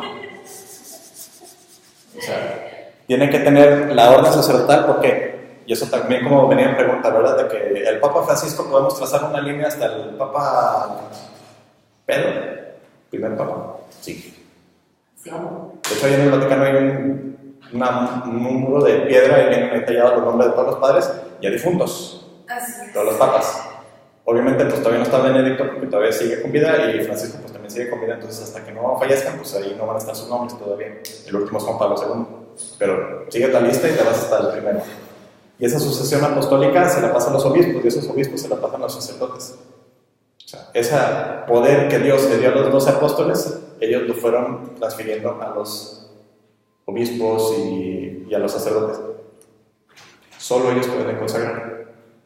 Si tú mañana dices, ¿sabes qué? Me di una visión y ahora soy padre y lo que sea, no puedes hacer nada porque Dios no te dio su poder realmente directamente. Te lo tienen que dar a ti. No nomás tú, sí, porque tuve un sueño, lo que sea, ya soy. A ver, Fernando, ¿qué estás haciendo? No, nomás estoy diciendo. Nomás estoy diciendo. Ya nomás para terminar así rápido sobre la misa en general. Está la consagración. Terminamos con la consagración y luego. Ya se. Pues ya es cuando pasa. No, pues es cuando ¿Pides? No, las peticiones ya las hicimos. Estábamos hincados todos. Ya terminó de consagrar el cuerpo y la sangre. Decimos en silencio, ojo, es en silencio cuando levantan las hostias, decir Señor mío y Dios mío, que son las palabras de Tomás que había dudado. Sí decimos Señor mío y Dios mío, pero es callado, porque hay gente que tiene la costumbre, o hasta sacerdotes me ha tocado que les digan todos, sí díganlo, pero es interior, es interior, es en silencio, porque volvemos a lo mismo, necesitamos ese silencio, esa intimidad con Dios, es intimidad con Dios, por eso es en silencio. Por eso el campanazo también como que atención y todos pongan atención y calladitos. Y interiormente Señor mío, Dios mío, a las dos especies. Ya lo deja el sacerdote y luego dice, este es el sacramento de nuestra fe, y luego nos paramos, anunciamos un acto, proclamamos su resurrección, etc. Y luego decimos otras oraciones. Y luego termina con lo que le dicen el gran amén, que es cuando el sacerdote vuelve a levantar las dos especies, cuando dice, por Cristo, con Él y en Él, y hace toda esa oración. Y luego nosotros cerramos con amén. Baja las especies. Ahí decimos el gran amén. Hay personas, no sé si se han fijado, hay personas que les gusta quedarse hincados después de esas cosas. Se quedan hincados. Todos ya nos paramos, pero hay gente que todavía se queda hincados, porque en la misa tradicional se quedaban hincados hasta ese gran amén, hasta que volvía a levantar el cuerpo de la sangre de Cristo y decía, por Cristo con Él viene. Y ya cuando dice amén, ahora sí, ya se paraban. Y ahora sí decimos el Padre Nuestro. Ahí es cuando decimos el Padre Nuestro. Decimos el Padre Nuestro todos juntos, ¿y qué hacemos después? Damos la paz, el signo de la paz, que por cierto es opcional. Si alguna vez que lo de la influencia, lo que sea, no saben el signo de paz, pues a fin de cuentas es opcional. Lo hacemos de ley normalmente, pero si alguna vez un sacerdote quiere emitir el signo de paz, no se espanten, es opcional, técnicamente. ¿Y si el sacerdote no te lo dice? Si el sacerdote no dice que nos demos la paz, pues no se da la paz, porque no les dijo. Porque casi siempre dicen sí o no, nos damos un signo de paz.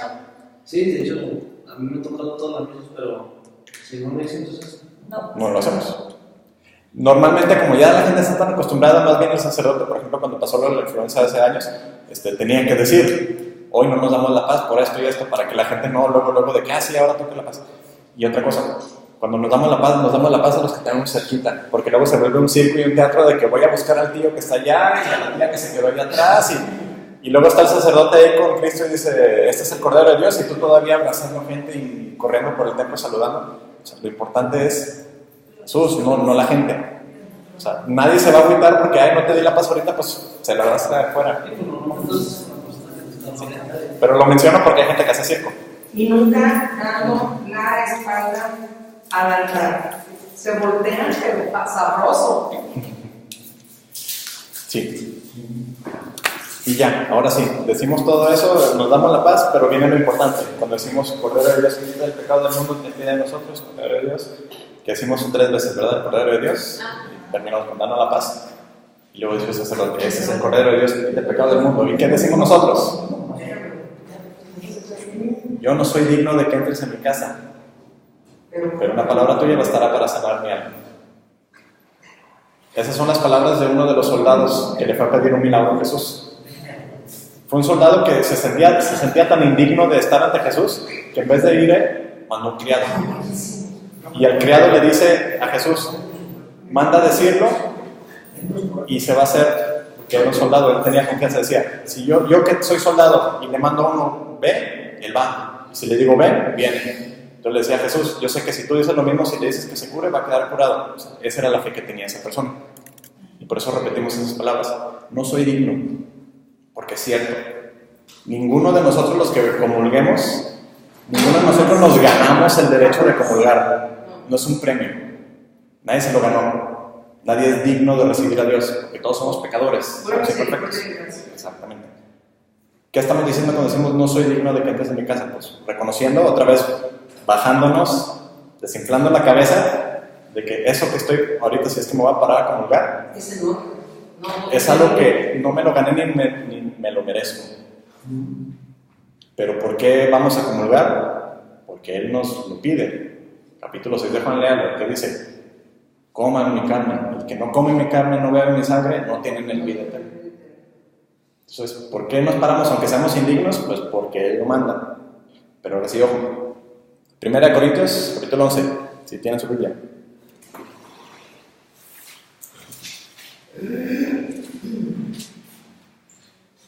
Versículo, ¿qué digo? Siempre traigo. Ok, me voy a brincar la primera parte del 23, es donde repite San Pablo lo de esto es lo que dijo Jesús, este es mi cuerpo que se entrega por ustedes, y este es el cáliz de mi sangre. Nos vamos al 27. 27, 11 y 27. 1 Corintios 11, 27 y seguimos. Eso es lo que ese significa. otros versículos. Porque no me sé de memoria dónde tocan. Ay, nosotros esperamos que si tú lo supieras, sinceramente. ¿Qué dice? Por lo tanto, cualquiera que coma el pan o beba de la copa del Señor de manera indigna será culpable de pecar contra el cuerpo y la sangre del Señor. Así que cada uno debe examinarse a sí mismo antes de comer el pan y beber de la copa. Porque el que come y bebe sin discernir el cuerpo, come y bebe su propia condena. Por eso hay entre ustedes muchos débiles y enfermos, e incluso varios han muerto. Si nos examináramos a nosotros mismos, no se nos juzgaría. Pero si nos juzga el Señor, nos disciplina para que no seamos condenados con Él. Entonces, fíjense lo que dice. Si uno está indigno, no debe de comulgar. Pero acabamos de decir que no soy digno, entonces nunca debemos de comulgar. Pero fíjense lo que dice después. Examínense, disciernan. Porque ¿qué dice después? Si recibes sin discernir, te puedes condenar. Y era lo que les decía al principio. Si comulgas en pecado mortal, es otro pecado, porque es sacrilegio. Estás ofendiendo a Dios, porque ya estás peleado con Él y todavía te atreves a pararte y decir, sí, yo estoy bien contigo. Mentira. Y para colmo, ofensa. Entonces, por eso se vuelve condena. Por eso dice, y fíjense, luego hay gente que dice, el Dios del Antiguo Testamento era malo y recoroso y lastimaba a gente, y el Nuevo es amor y paz. ¿Y qué acabamos de leer? Hay gente que se enferma, incluso algunos que murieron por comulgar indignamente. Murieron por comulgar indignamente. Dios del Antiguo y el Nuevo Testamento es el mismo Dios, no cambió, porque Dios no cambia. Pero ¿por qué dice que Dios corrige? Dice. Por eso algunos se enferman, para que date cuenta, examínate, date cuenta de lo que estás haciendo. Por eso decimos esas palabras antes de comulgar. No soy digno. Y antes de pararme a comulgar, pero una palabra tuya bastará para sanar mi alma. Pero luego viene la confusión. Pero pues ya dije, pero una palabra tuya y el Señor tiene misericordia conmigo, como los que son de mano ancha. Y cuidado que no. Pero ¿dónde está esa palabra de Jesús que nos perdona? En la confesión. Ahí está Jesús que dice, yo te absuelvo de todos tus pecados. Ahí está esa palabra que te cura. Ahí está la palabra que te quita todo el pecado mortal. Ahí es donde escuchamos esas palabras. Ahí está la palabra. Entonces, por eso decimos, no soy digno. ¿Para qué? Para bajarnos y para hacer ese último examen de conciencia. ¿Tengo pecado mortal sobre mi alma? ¿Sí o no? Si no tengo pecado mortal, puedo comulgar. Porque, y eso venía en su examen también. ¿Quién puede comulgar? El que no tiene pecado mortal en su alma. O sea, si tienes pecado venial, puedes comulgar, porque dice el catecismo. ¿Quién es el único que perdona los pecados? Solo Dios. Recibes a Dios, pues ¿qué te hace? Te perdona esos pecados veniales, porque no lo estás ofendiendo, porque no estás peleado con Dios, no estás separado de Dios. Por eso, con pecado venial sí puedes comulgar todavía.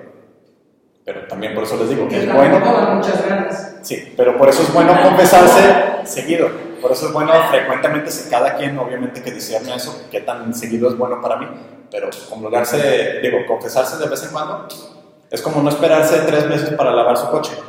O sea, porque ya si te esperaste los 3 meses para lavar el coche, sobre todo si tienes un carro nuevo, ¿qué pasa? Que le cayó popó de pájaro y todo esto, pues se va a ir deshaciendo la pintura, va a tener cochambre, luego se va a dañar la pintura, etc. O sea, si te esperas mucho, terminas haciéndole más daño. Si lavas el carro medio frecuentemente, pues se mantiene bien. Pues, con más razón el alma. Porque el sacramento de la confesión, aunque no es obligatorio para pecado mortal, por eso dice, lo vamos a ver después, pero uno de los mandamientos de la iglesia, confiésese por lo menos una vez al año. ¿Por qué? Aunque no tengas pecado mortal. Aunque no tengas pecado mortal, ¿por qué? Porque viene ¿quién no durar un año sin pecado mortal? Por favor, ni los santos. Pero, por decir, una persona mediocre tal vez, pero a fin de cuentas, ¿por qué te pide la iglesia que mínimo te confieses una vez al año? Pues por el bien de tu alma, porque el sacramento no nomás te borra los pecados, sino también te fortalece para que no peques más. Es como una inyección, ¿no? Para que no te dé la influencia, para que no te dé lo que sea. Pues eso también es el sacramento. Te fortalece para no caer en pecado. Y también comulgar te mantiene en gracia para que no peques más feo. Por eso es bueno comulgar, por eso es bueno ir a misa, no nomás los domingos, sino lo más frecuente que puedas, y comulgar lo más frecuente que puedas, obviamente, examinándote. Y ahí es donde también entra un director espiritual. Si de repente te pasa mucho de que es que no estoy seguro si ahora estoy bien o estoy mal para comulgar, pues que te ayude el director espiritual para que te salgas de tu cabeza y él te diga, sí puedes comulgar. Como pasó en un caso con un sacerdote, también una vez yo también lo vi con él y le decía que tenía este problema de que de repente me llega como esa duda de que sí debería pararme a comulgar. Uno me preguntó, ¿pasa justo cuando vas a comulgar? Le dije, sí. Dijo, ese es el diablo. Porque ya está, o sea, toda la misa estaba preparada para comulgar y en el momento que va a parar, dice, no te pares. Dice, eso no es de Dios. Dice, eso no viene de Dios. Porque tú ya estabas listo, tú ya sabías que no tienes pecado mortal y algo te quiere frenar. Eso no es Dios. Dije, pues sí, cierto. O sea, es el diablo tratando de frenarte de hacer algo bueno, ¿verdad? Como muchas otras cosas. Entonces, en la presencia, en esto, que dice que hay que examinar, porque eso es muy importante, que se lo aprendan, y está fácil, pero en la Eucaristía, ¿qué recibimos? El cuerpo, la sangre, el alma y la divinidad. El alma y la divinidad. De Cristo nuestro Señor, Dios y Rey. No sé si alcanza a ver en acá, pero bueno. Cuerpo, sangre, alma y divinidad. O sea, recibimos a Dios completo. Su cuerpo, su sangre, su alma, su divinidad, todo. Recibimos a Dios completo. Te den un pedacito de la hostia o una gota del cáliz, lo estás recibiendo completo. Y permanece físicamente, a veces hasta 10 minutos. Y eso es lo que se olvida. Y por eso, antes de que llegaras, estábamos hablando, los muchachos y yo, de eso. Qué bonito es ese recogimiento. 5 minutos de dar a la acción de gracias. Porque les iba a leer algo de la secuencia, pero nada más para cerrar esto de la misa. Precisamente, ¿qué hacemos ya que comulgamos? Vamos y nos sentamos, o bueno, nos hincamos, de preferencia, ¿verdad? Porque pues estás en esa intimidad con Dios. O sea, así como dices, ay, me quiero comer a fulanito a besos, pues a Dios literalmente te lo estás comiendo. Y lo recibes y estás en esa intimidad, está Él dentro de ti. Por eso, ojo también, luego hay gente que luego, como él se persina, traes a Dios adentro de ti, no tienes por qué andarte persinando, ya está Dios contigo. No, y ya sale que a los 2 minutos están comiendo un elote. Y aparte corres el riesgo, si hay mucha gente que veo que se persina muy cerquita de haber comulgado, luego le puede terminar tomando la patela o hasta el copón con las hostias. Sí. Ah, y ojo, porque a mí me ha tocado ser el que trae el copón. Sí. No se peguen las manos aquí porque luego no hay dónde entrar con el copón por si se caen las hostias, no hay dónde entrar. Baja las manos poquito, por favor. Porque si es como de que pues, va a haber por dónde entro, ¿verdad? Pero bueno. Comulgamos, ¿y qué se supone que debemos de hacer? Cosas que los coros ya muchos no hacen. Cállense. Silencio, porque estás en esa intimidad con Dios. Así como en el Altar Santísimo, pero más íntimo todavía, porque ahí está literalmente dentro de ti. ¿Y qué hacemos en ese momento? Le damos gracias a Dios. Lo primero que haces, antes de Dios te pido por esto y lo otro, lo que sea, darle gracias. Gracias. Eso es tu Eucaristía, acción de gracias. Entonces, dale gracias a Dios. Y ahora sí, ya si quieres, después le pides cosas, pero primero dale gracias, porque eso es lo que tienes que hacer primero, en esa intimidad con Dios. Le das gracias. Y ahora sí, pasa ese momento de silencio que espero les otorgue el sacerdote y el coro, sobre todo. Tiene ese momento de intimidad y ahora sí ya termina normalmente la misa. A veces les dan los avisos y todo, pero ya normalmente desde que nos ponemos de pie, ya hacen las oraciones finales, nos da la bendición y nos persinamos. Y volviendo al tema de persinarnos así rapidito. ¿Cuándo nos persinamos? Al inicio de la misa nada más, en nombre del Padre, Hijo y Espíritu Santo, y al final. No, como al inicio de la misa, es santiguarnos. Sí, es el nombre del Padre, Hijo y Espíritu Santo. Primero y luego al final santiguarnos. Normalmente, o sea, como se pide es santiguarnos los dos, o sea, Padre, Hijo y Espíritu Santo es al principio, porque el sacerdote nos dice, ¿verdad? En el nombre del Padre y todos decimos lo mismo, en el nombre del Padre, Hijo y Espíritu Santo.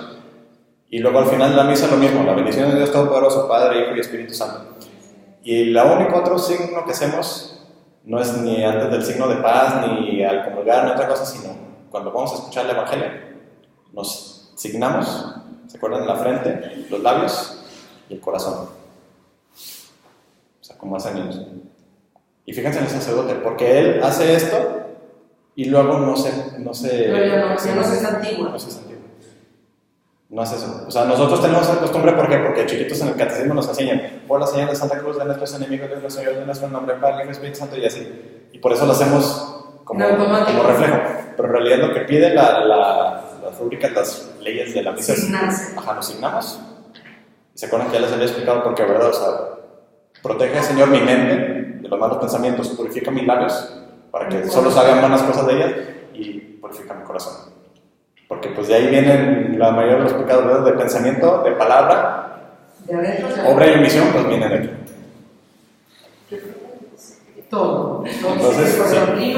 Y también otra cosa que me encanta, si me permites, Sí. que a la hora que recibimos la bendición, que recibimos, por supuesto, a propio nombre, porque estamos además físicamente, pero la podemos recibir a nombre de otras personas para su beneficio espiritual. Y en tu corazón mencionas por mis hijos, por mis papás, por fulanito que tanto lo necesita, por fulanito que van a operar, ¿sí? Yo recibo esta bendición a nombre de ellos. Y también, pues toda la misa, de hecho, o sea, Sí, claro. la consagración y todo también, o sea, esta misa la estoy ofreciendo por alguien, por estas gracias, no más para mí, ¿verdad? Las ofrezco por esto. O estas gracias que voy a recibir las ofrezco por esta ánima del purgatorio, por este ser querido. Porque a fin de cuentas, pues es eso, es orar, Claro. unos por otros. Porque toda la misa es eso, es una oración. Y por eso la Eucaristía, le decimos Eucaristía a la hostia, pero también a toda la celebración, porque las dos están pegadas. Celebración eucarística. Porque luego hay personas, y esto se me hace muy, muy importante, hay personas que preguntan, ¿por qué es pecado no ir a misa? A Dios no le hacemos nada. Porque no se sabía, pero es pecado mortal. Faltar a misa los domingos, Y fiestas de guardar. pero sí, y fiestas de guardar como el día de Navidad, el 1 de enero, y etc. ¿Por qué es pecado? Primero, lo más sencillo, porque lo manda la iglesia. Pero ¿y por qué lo manda la iglesia? En obediencia a Dios, porque Jesús es el que nos pide, hagan esto en conmemoración mía. Dios es el que nos manda que celebremos la misa. Entonces, eso es lo que estamos haciendo primero. Segundo, hay dos maneras de mostrar amor a Dios. Dos maneras nomás. Una es la obediencia, cosa que Adán y Eva fallaron. Tenían un solo mandamiento, no toquen, ni tocaron. Obediencia. Y el segundo, la adoración. O sea, lo que se le debe a Dios nada más. Por eso les decía de broma, no se adora al novio, a la novia, no se adora a fulanita, solo se adora a Dios. Porque la adoración verdadera pues va más a Dios. O sea, tener a Dios sobre todas las cosas, básicamente. ¿Y qué pasa? Si hay gente que dice, ¿verdad? Ay, es que yo estoy con Dios ahí en el parque, en el mar, en donde sea. Si amas a Dios a tu manera, bueno, que les decía la canción del infierno, no a mi manera. Si amas a Dios a tu manera, realmente te amas a ti, no amas al otro.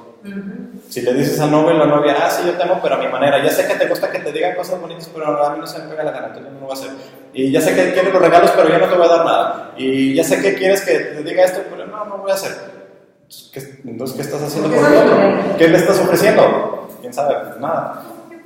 Ajá, o sea, eso estamos haciendo con Dios cuando decimos, sí, yo sigo a Dios, yo amo a Cuando se me Dios. antoje, yo voy a misa. A mi gana, exactamente. Entonces, no estás amando a Dios como Él quiere que lo ames, sino a ti se te pega la gana. Porque Dios, ¿qué nos pregunta cada domingo? ¿Soy yo el primero en tu corazón o alguien más? Porque este es el primer mandamiento, amar a Dios sobre todas las cosas, y el tercer mandamiento de santificar las fiestas, o sea, domingo. Entonces, Dios nos está preguntando, ¿de veras me amas? ¿O te importa más ir al juego de las Chivas y pues, ya no alcanza a ir a misa ni modo? O sea, porque a veces pensamos nada más en ir a misa como un acto externo y no en un acto de adoración y de obediencia a Dios. O con el sentimiento de la fuerza. Voy para no cometer pecado mortal. ¿Qué flojera tengo de ir? Cuando es un privilegio. Porque a fin de cuentas les digo, por eso salimos ganando nosotros, no Dios. Dios no necesita de nosotros, pero nosotros Él lo hace por nosotros. Porque si le decimos, ¿qué le decimos a Dios cuando uno no quiere ir a misa voluntariamente? Sé que quieres y no me importa. ¿Sí? Por eso es un pecado. Porque Dios nos está diciendo, ven, esto es por tu bien, esto y lo otro, y tú dices, no quiero. Pues está la soberbia, ahí está el egoísmo, ahí están tantas otras cosas. O sea, no estamos amando, porque el amor va para afuera, el amor no es para adentro, no es dame, el amor es doy. Está Jesús en la cruz, dio todo. Eso Y eso nos va a llevar a otras cosas. Para bien si obedecemos y para mal si no, Así ¿verdad? es. Y por eso también, cuando nos pide la iglesia comulgar, mínimo una vez al año, y cuando dice en Pascua, la fiesta más grande de toda la iglesia, dice, si vas a comulgar una sola vez en tu vida, mínimo que sea ese día. Y por eso también nos pide la iglesia, si vas a confesarte solo una vez al año, mínimo confiésate una vez al año, entonces pues ahí va junto, ¿verdad? Si nomás vas a comulgar una vez al año, pues te confiesas para ese día y comulgas en Pascua. Mínimo. Ay, es que la iglesia tiene un montón de leyes y exige un chorro. Que comulgues una vez en todo el año, ¿qué es eso? Para uno que ya es devoto, dices, pues eso no es, o sea, no es ni poquito, es nada. No, y quien comulga una vez al año, lo más probable es que no vaya a misa cada domingo. Sí. Y que pues, esté su corazón muy frío. Exactamente. Pero volviendo a todo esto, ¿sí se entiende entonces por qué es pecado? Sí. Y otra cosa, hablando de obligaciones, ¿verdad? Voy a comulgar y hay una cosa que se llama el ayuno eucarístico, que mucha gente desconoce. ¿Y qué es el ayuno eucarístico? ¿Qué es ayunar? No desayunar. No es ayunar. Entonces, el ayuno eucarístico, ¿qué quiere decir? No voy a comer nada y es bien fácil. 1 hora antes de comulgar. O sea, 1 hora antes, o sea, si a las 12:30 estoy comulgando, entonces a las 11:30 ya no estoy metiendo nada en mi boca. ¿Es bueno? ¿Vale? ¿Es bueno hacer eso? Es obligatorio. Es obligatorio, el ayuno eucarístico es obligatorio. Mínimo 1 hora antes de comulgar. Hasta ahorita no sabía. No coman. Por eso lo menciono, porque muchos no lo saben. Pero, ¿para qué es el ayuno eucarístico? Porque otra vez hay gente que dice, ay, nomás están echando reglas por echar reglas. ¿A quién están por meter en su cuerpo? A Dios. Van a recibir una visita muy importante. ¿Van a dejar todo tirado o van a tratar de recoger un poquito? Pues voy a tratar de recoger un poquito mínimo, como cortesía, por bien al otro. Entonces, lo mismo con nuestro cuerpo, ¿verdad? En vez de andar ahí con los tacos ahí en el aliento y todo, pues, por ese respeto a quien estoy por recibir. Y antes eran 3 horas. El que te va a dar la boca con el cuerpo de Cristo. Antes eran 3 horas y a mi hermano y a mí nos tocó 12 horas. 12 horas. Tradicionalmente era 12 horas. Que es fácil si te vas a dormir y vas a la mañana a misa. O sea, realmente es fácil ese ayuno de 12 horas. Pregunta, ¿cuándo hablan de ayuno incluye también el agua? Ah, qué bueno que lo mencionas. ¿Qué incluye el ayuno eucarístico? El ayuno eucarístico es normalmente alimento. Agua natural no rompes, o sea, si tienes que... Sí, porque no es agua. Te pregunto porque yo solo venir a la misa de otros los domingos, entonces obviamente vengo sin desayunar, pero yo tengo la costumbre de que en cuanto me levanto empiezo a tomar agua. No hay problema. Agua natural no hay problema. De hecho, uno de los sacerdotes que teníamos aquí, el padre Sauro, por diabético, tenía que tomar mucha agua y había gente que se escandalizó alguna vez porque lo veía tomando agua durante la misa. Es que lo necesita. Y aparte, el agua en sí no rompe ese ayuno. Pero otra cosa. Sí, pero se veía muy mal en la misa con todos los que... Sí. Pero, digo, Como está permitido. podía estarse. Está permitido. Pero volvemos a lo mismo. ¿Qué es lo que sí está o no permitido? Por ejemplo, si yo estoy enfermo y tengo que tomar medicina, una cápsula. eso no rompe el ayuno porque lo tienes que tomar por tu bien. Entonces, o sea, no es como decir, ay, me vale el ayuno. No, pues tienes que tomar tu pastilla, tómatela. O sea, no estás rompiendo. Inclusive, si una persona, sobre todo alguien mayor, dice, ¿sabes qué? Es que por diabetes o lo que sea, tengo que estar comiendo ciertas horas y tengo que ir a misa y pues tengo que comer y pues entonces no como. Como es por algo médico, la iglesia obviamente dice, pues ahí está la excepción. O sea, no estás ofendiendo a Dios porque pues tienes que... Ni los enfermados ni los hospitalizados. Exactamente. O sea, ellos se pueden comulgar porque no están voluntariamente queriendo romper el ayuno. Tienen que comer lo mismo la pastilla, es que te la tienes que tomar. No haces mal. Pero voy a tomar té o coca o esa agua con sabor a limón o lo que sea, o sea, volvemos a lo mismo. Dicen, es que son pequeñeces, son detallitos, pero a fin de cuentas volvemos a cuál es la intención. El respeto, exactamente, la dignidad. Lo mismo que decía la señora, acabo de terminar de comulgar y ya estoy ahí.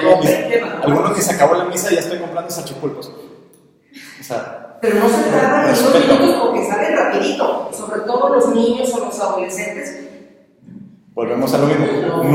No hay una regla que diga obligatoriamente no debes de comer después de comulgar, pero volvemos a lo mismo.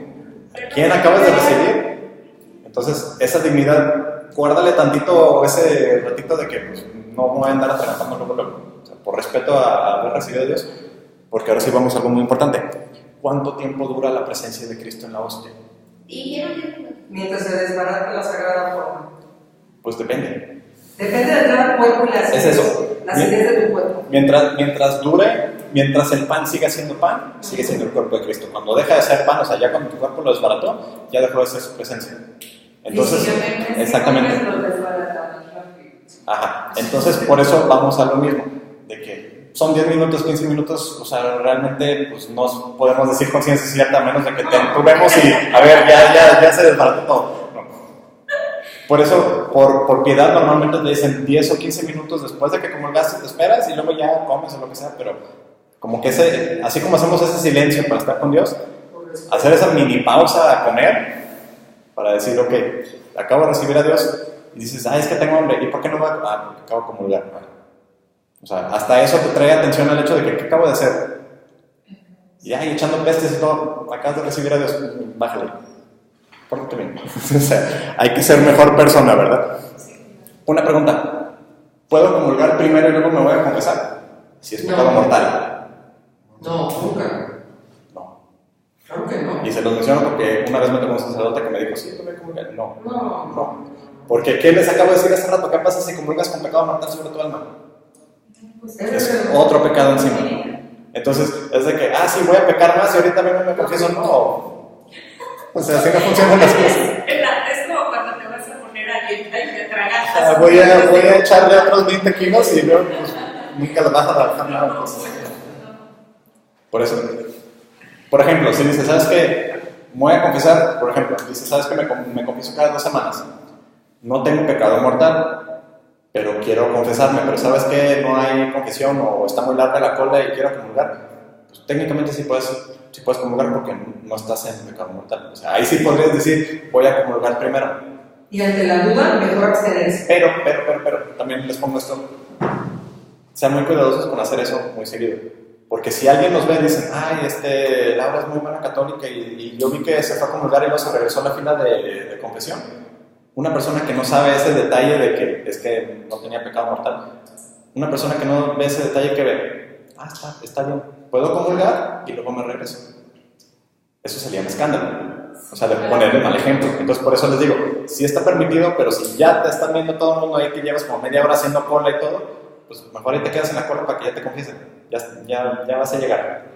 O sea, en vez de dar el posible mal ejemplo de que alguien te vea y dice, puedo comulgar y luego me regreso a la fila. Claro. Porque no todos saben ese detalle. Hay que cuidar el escándalo. Exactamente, hay que cuidar a los demás. O sea, así de sencillo. Que dicen, ¿yo qué? Somos el mismo cuerpo. Pero los demás. O sea, todos tenemos que... Eso decía, volviendo a Caín y Abel.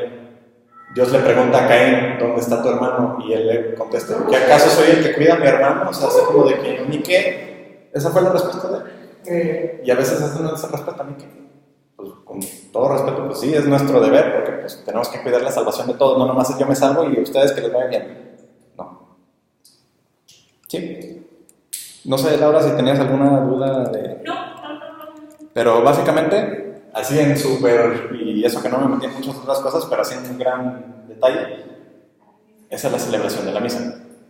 Porque terminamos con esa, la bendición, y luego, pues, ¿qué nos dice el sacerdote? Las últimas palabras que nos dicen, vayamos en paz. Y ese vayamos en paz son palabras muy sagradas porque ¿qué quiere decir? No nomás vámonos en paz y ¿por qué lo que decimos? Demos gracias a Dios, qué bueno que se acabó la misa. No, si nos demos gracias a Dios, ¿por qué? Por lo que acabamos de recibir. ¿Y esa paz qué es? La prolongación de esa unión con Eso que recibí, ahora se lo voy a contagiar a los demás. En vez de salir echando pestes y diciendo cosas como si no hubiera habido misa, pues hay que compartir esa paz. ¿Qué pasó con el arca de Noé? El arca de Noé no era un arca para que todo se quedara allá dentro el resto de sus vidas. El arca de Noé era ¿qué? Para proteger la vida y luego devolvérsela al mundo. ¿Qué pasa cuando entramos al templo? Es básicamente lo mismo. Volvemos a entrar para recibir la vida de Cristo, a recibir la vida que nos da Dios y luego salir a compartirla. Que no se quede ahí nomás adentro del templo, que salgan. Y eso es compartir la paz. Ese es el vayamos en paz, pues es eso. Lo que recibiste ahora, vida, ¿no? ¿Todo bien? Sí. Bueno, hay mucho que no vi, pero eso está en su compendio, porque también no me gusta ahí de que, pues, si ya lo leyeron o lo pueden leer, entonces ¿para qué lo repito? Pero si tienen alguna duda todavía, con mucho gusto me lo dicen. Y nada más quería cerrar con esto, que es la secuencia que se lee el jueves de Corpus Christi. ¿Y por qué se las quiero leer? Porque explica mucho de la Eucaristía. Sí. Fíjense, se las leo así rapidito, ya luego voltemos. Dice: alaba, alma mía, a tu Salvador. Alaba a tu guía y pastor con himnos y cánticos. Pregona su gloria cuanto puedas. porque Él está sobre toda alabanza y jamás podrás alabarle lo bastante. El tema especial de nuestros loores, perdón, es que es español antiguo. El tema especial de nuestros loores es hoy el pan vivo que da vida, el cual no dudamos fue dado en la mesa de la Sagrada Cena a los 12 apóstoles. Sea pues llena, sea sonora, sea alegre, sea pura la alabanza de nuestra alma, porque celebramos solemnemente el día en que este divino banquete fue instituido. En esta mesa del nuevo Rey, la Pascua nueva de la nueva ley pone fin a la Pascua antigua. Instruidos con sus santos mandatos, consagramos el pan y el vino que se convierten en la hostia de salvación. Es dogma para los cristianos que el pan se convierte en carne y el vino en sangre.